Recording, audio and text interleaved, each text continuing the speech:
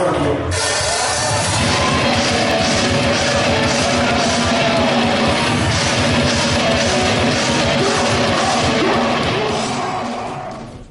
everybody. Welcome to metalpr.com. This is Rafa Bracero, and right now we have the great Barney from Napalm Death before they get on stage to play in Puerto Rico for the very first time. So, Barney, the first question is very obvious. How do you feel about being in Puerto Rico? Yeah, it's great.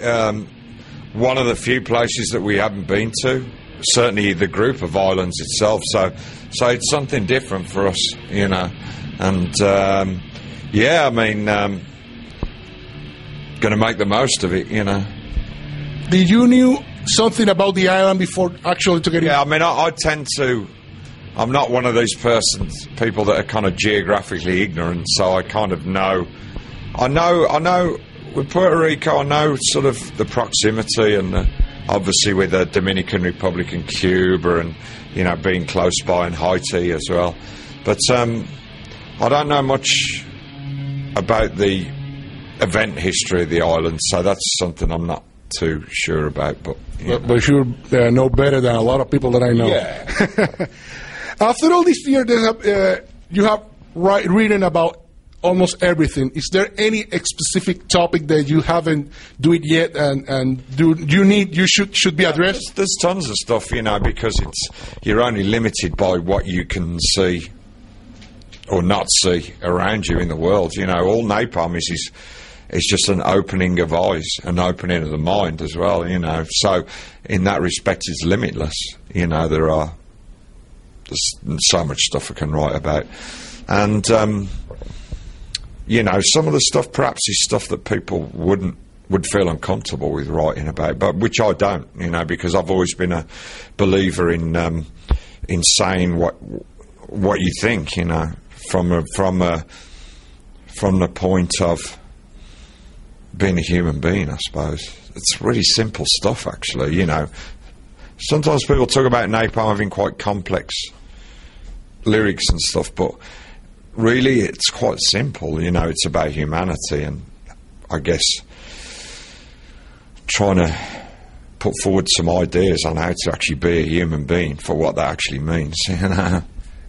After all these years and a lot of albums that you have put out, is there any moment that you probably are like view things differently and you say, well, I wrote that lyric, but now I change my point of view? No, there's not. No, I wouldn't say that, but more from a creative point of view, there's lyrics that I wrote that I would have perhaps written in a different way. When I look back and read them, I go, could have been better, you know. But I guess everybody says that, whoever writes music. I guess that's pretty normal. I don't think I've ever really changed my views on anything, really, because I've always been I like to think I've always been fairly consistent, you know.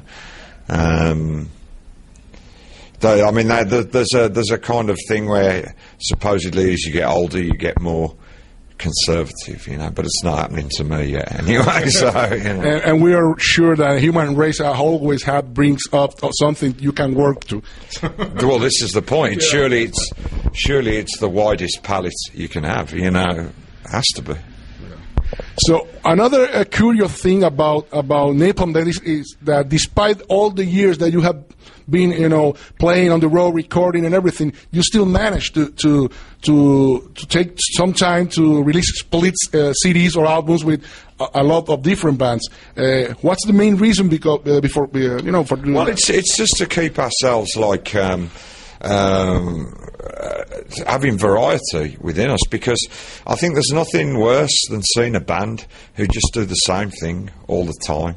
And I don't mean stylistically, I mean the things they do, you know, release an album every 2 years, and that's it. There's nothing different about it, you know.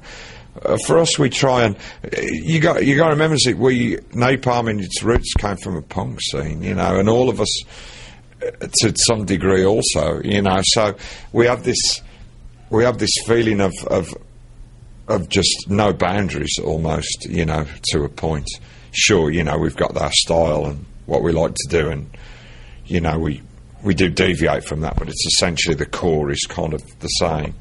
But you know, we feel that there's many different ways of doing things. One of the things that always pissed me off has been a band was always, for the years that the kind of really major corporate entities own the music industry, so they kind of set the rules, or so they tried to make people believe they'd set the rules.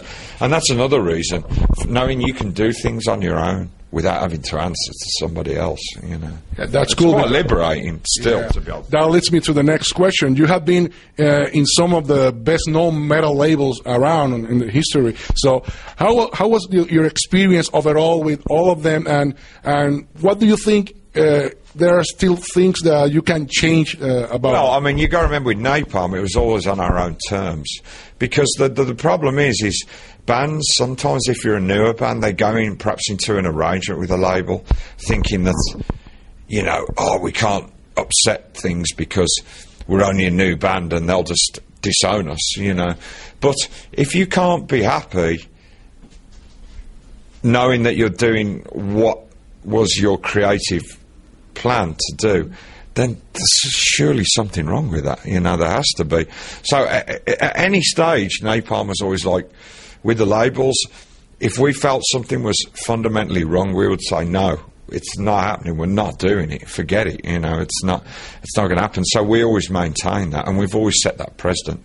Every time we've walked into a record label, we've always said, look, you know, we know what we're doing, and we know how we need to do things. Sure, you've got your things that you need to do, but creatively and stuff, we know best, you know. That's what we're going to do, you know. And if there's anything that's ethically not right, doesn't feel right to us, then we just won't do it, you know. And we don't do it in a threatening way. It just becomes a common understanding, you know. So, and it works for us, you know. But bands have got to realise that, you know, I would rather be, if I was in a new band, I would rather be in a band and be cut away from a record label than having to be in a situation where I wasn't happy with how they were putting the band forward. If they tried to interfere with what I wanted to do with the sound of the band, with the, you know, the creative sound, you know, it's not worth it. It's not worth being unhappy in your situation. You might as well cut loose and start again, you know. Yeah, that's very, very, very logical.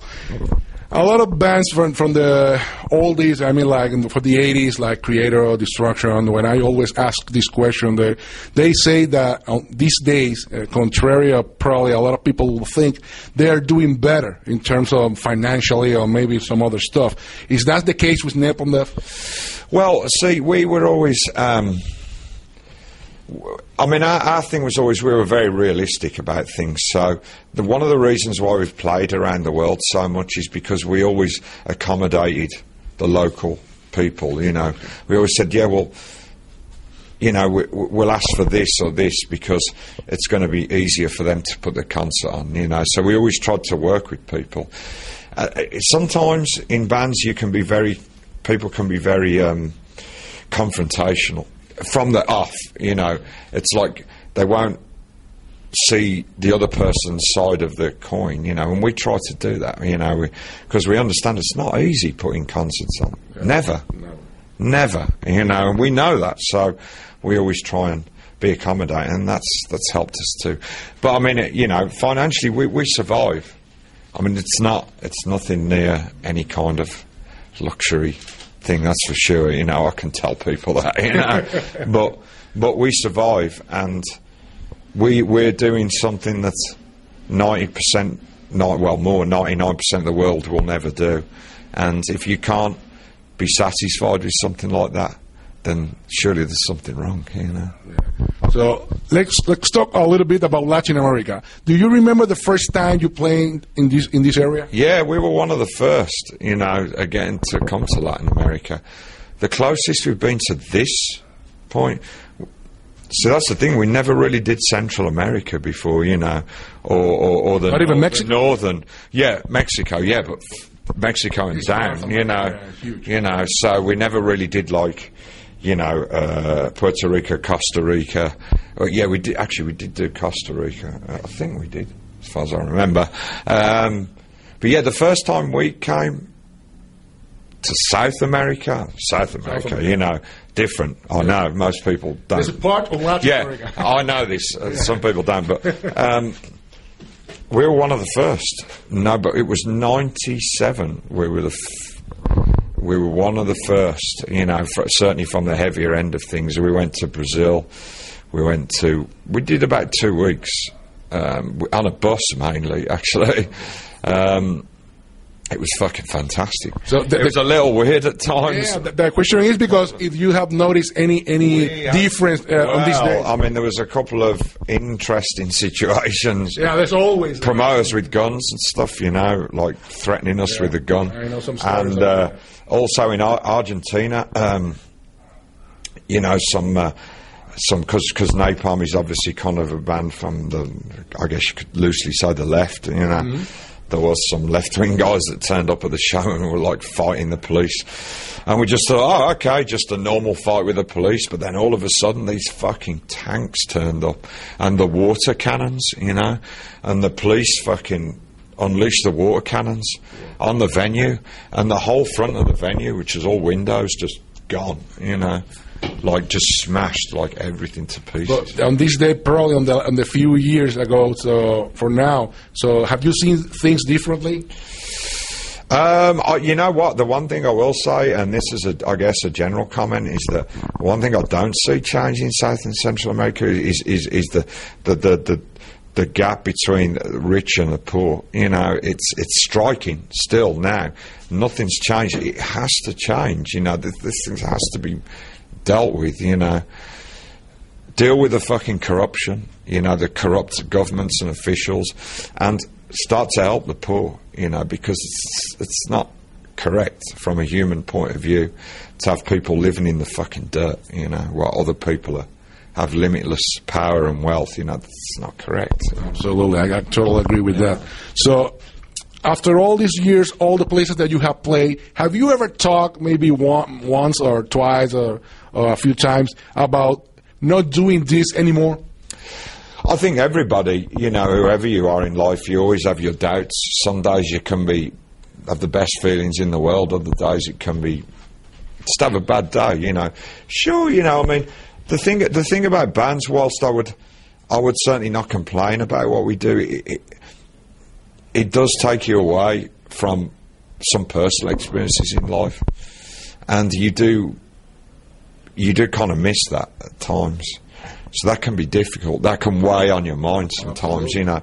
But we kind of, the way we do things is, because a couple of the guys have now got babies, you know, children or whatever, and so we try to take time, like, for ourselves, and then, you know, a couple of weeks, 2-3 weeks here and there, and then do some more dates. And so we're never not doing stuff for, like, some bands don't do stuff for 3, 4, 5 months, but we're always doing stuff every month. You know, it's just we space it out a little bit to get more of a personal life, I guess. Absolutely, I can understand that. After 25 years, you can understand what, you know. People have family. Yeah, sure, yeah, absolutely. You know. So.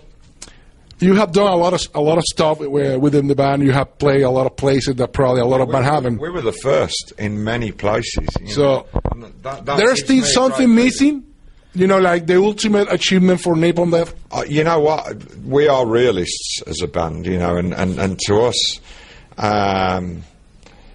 being able to even do these kind of places, which is not for some bands, this is impossible to come to Puerto Rico, absolutely. Because they just couldn't. It's not. You know, practical or whatever. So for us to be able to, as one of those few bands that can come, I mean, you can't ask for more than that, you know. So yeah, I mean, we'll just continue to play as many places as we can, and just see where it goes from there. Above and beyond that, I don't have many kind of big ideas, you know. It's like, as long as I'm happy within myself, I think happiness is everything. You know, you can have the most possessions in the world and be unhappy, and it's all worth nothing. You know, if you can have happiness, that's the best fucking stuff. So as long as you stay happy doing what you're doing, that will be the goal. You know, if I wasn't, I wouldn't do it. I really wouldn't. I wouldn't. You know, I'm not that kind of person. I can't do something just for the sake of it. You know. Cool. So your latest album came out in 2012, right? So. Everybody will think like... Next one is going to be next year, actually. it's going to be next year when it's finished. It'll be out next year. That's cool. So, any new plans after the album tour? Or? Oh well, we've got stuff. I mean, it's not like we're at home just doing the album. If you look at our tour dates, there's fucking tons, before even the end of the year. So. Any last word you want to say to all the people that's gonna watch this? Just thanks for your support down the year. Gracias por todos. And cool. Hopefully, specific to tonight. Hopefully, we'll do our best. Hopefully, people. I bet you will. So, thank you so much for watching us. Keep on rocking on metalpr.com. Thank you so much. Taking it all in a big piece of fucking toilet paper and flushing it down the pan with all the other crap that none of us really need for the truly happy life that we